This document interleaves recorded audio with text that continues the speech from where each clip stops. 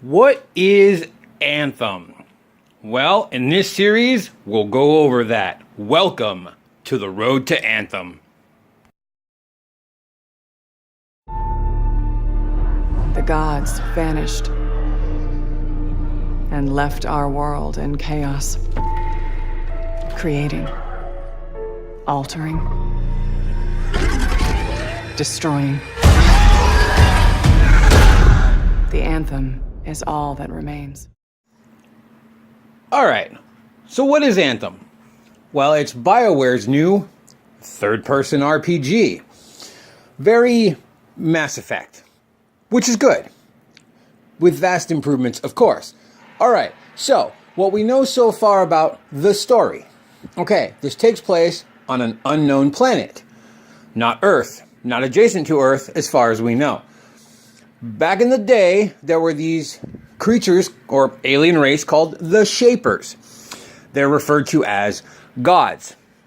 They used an ancient technology to command an item called the Anthem of Creation. It was a powerful tool designed to form the planet, essentially terraforming.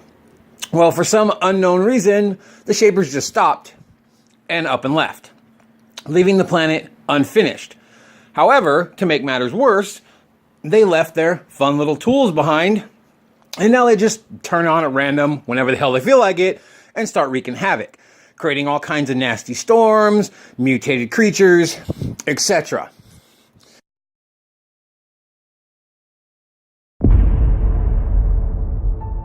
In the beginning, we were slaves to the violent chaos of this world.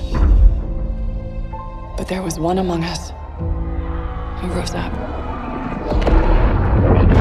to lead us out of darkness. The ones who followed became the Legion of Dawn and protected those who could not protect themselves. In the end, she traded her life for our future. It is in her honor that we fight. And it is her legacy that will carry the day. Okay, so an undisclosed amount of time has gone by since the Shapers left us. Nobody really knows for sure. We will probably find out in the game's lore. We don't know yet.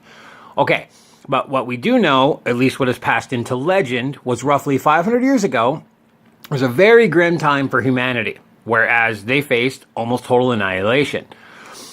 Helena Tarsis decided she had enough, and she wanted to rise up and fight back. With the help of one of her disciples, Arden Vassa, who was deemed a genius for his time, he created a suit, i.e. the very first javelin, and it was deemed the Javelin of Dawn. Helena used that javelin to fight, and she built an army of sorts. They were called the Legion of Dawn. Each were given their own javelin. Battle ensued. Things were, up and down, obviously. We don't know much about it yet. But in the end, one thing we do know for sure is that Helena sacrificed herself to save her team, and therefore ensure humanity had a future.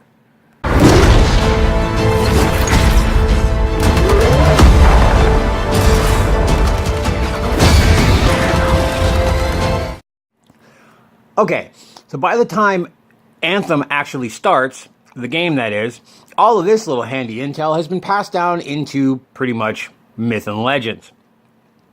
All that's left is people to just survive, scrape by.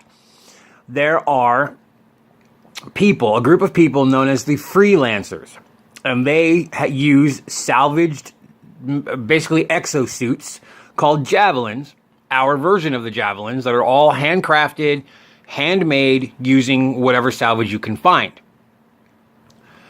The freelancer's job, your job, is to explore Anthem's hostile world and fight its many enemies, factions, indigenous, mutated wildlife, etc., who want to claim the Shaper technology for their own nefarious purposes. I'm sure each group has their own reasons, and I'm sure those will be, made known as the game goes on, but for now, we don't know much. All right, so Anthem is a third-person shooter RPG. Very similar to Mass Effect, The Division, etc.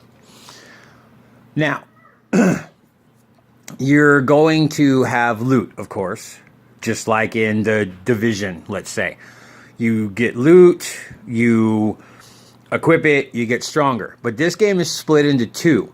You have yourself personally, which is the pilot. You level up, you gain skill points, you apply those skill points to skills. Your skills can be applied to any javelin you pilot. Now, your javelins themselves, they have their own skills, so to speak, in the form of their 3 gear slots.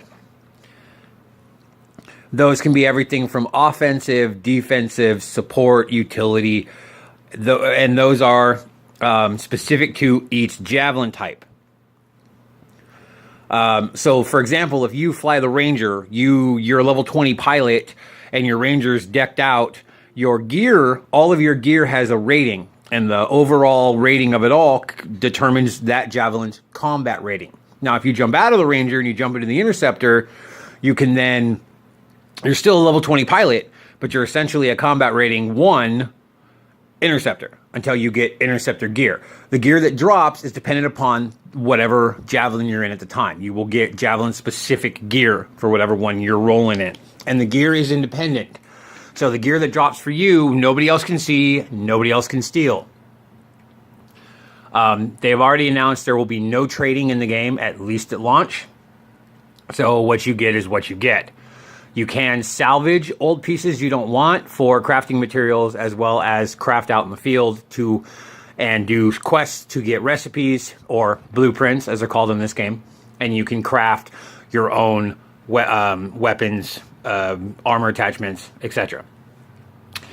Along with your 3 equipment slots, you have 2 weapon slots, which each javelin can use every weapon across the board, with the exception of the heavy weapons, which only the Colossus can wield.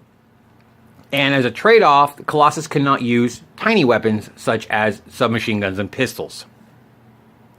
All right, let's talk about the javelins themselves. As I said, when the game first starts, there will be 4. You have the Colossus. That's your heavy suit. It moves slower than the other 3, of course. It can be spec'd in multiple different ways. You can set it up for tanking, take lots of damage. It has a shield it can pull out, run through landmines, stuff like that. Or you can go with the alternate route and make it like a powerhouse of damage. It can be a mobile artillery, so to speak, like a siege tower. You've got flamethrowers, you've got mortar launchers, you've got grenade launchers, all kinds of stuff. And it's the only suit that can use heavy weapons. The rail guns, stuff like that. Next up, you've got your Storm. That's your glass cannon mage type javelin. It basically uses elemental. It has these things on its arm called seals, which allows it to utilize elemental properties. So it's very much old school RPG mage. What makes them unique is that they can hover in place. Everyone can hover, but the Storm can hover longer than any other javelin, and while it's hovering, it's granted this damage dampening buff shield that allows them to basically hover in place while raining down fireballs, lightning strikes, stuff like that. Okay, then you have your Interceptor, which is your fast, agile melee specialist. Basically your rogue.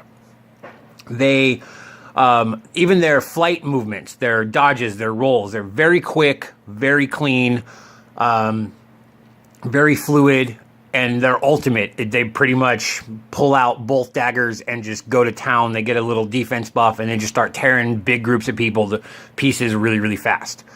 Okay, so then you have your Ranger, which is the one everybody starts with at the beginning. That is basically your balanced suit. It can be spec'd for damage, support, utility. It's really good for comboing. It's basically, like I said, it's the jack of all trades all around. But that does not necessarily mean it is going to be a bad suit just because it's balanced. It just means that it has the most versatility of any of the suits. Okay, so that wraps up the first video. I'm going to go into make more videos and go into more detail about each individual class, strongholds, enemy factions, go into more detail on like the customization of your javelins, which is insane, by the way, in upcoming videos. So please feel free to hit that bell so that you know when any new videos come available. I plan on releasing at least a couple a week, definitely once a week between now and upcoming, as well as videos featuring actual demo gameplay. So as I'm going to be playing both of them and of course getting the game at launch. So there's plenty more Anthem to come, so please stay tuned.